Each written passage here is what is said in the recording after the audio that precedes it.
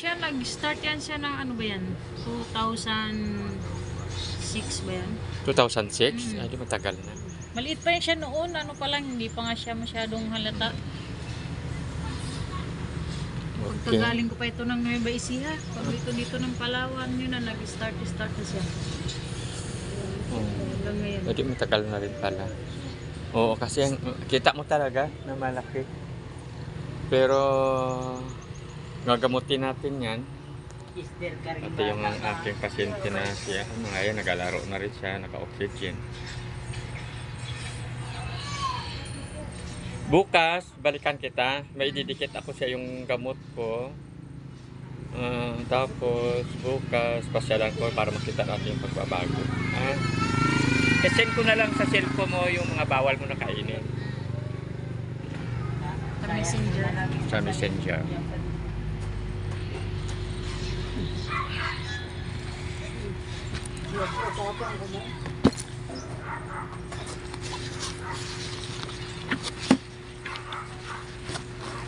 Sinong kaway mo dyan, Di?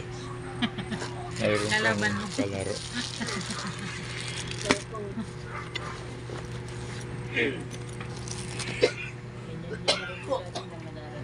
Pero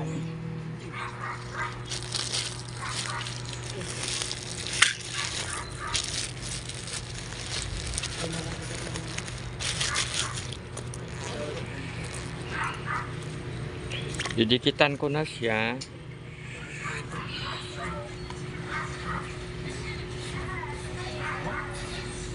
Ito siya, kung mayroon kang pangdikit, baka matanggal siya. Kung may packing tip ka, pwede rin ha.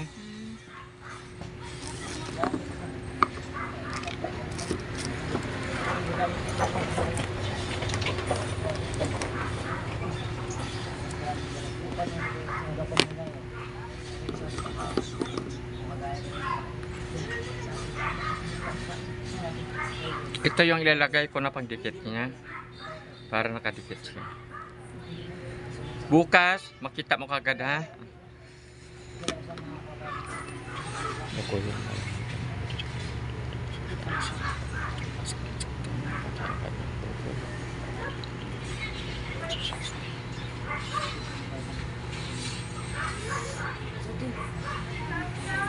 Basa?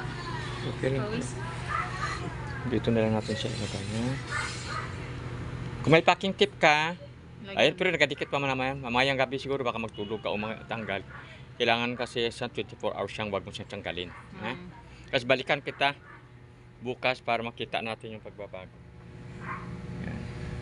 Liit na yan siya bukas.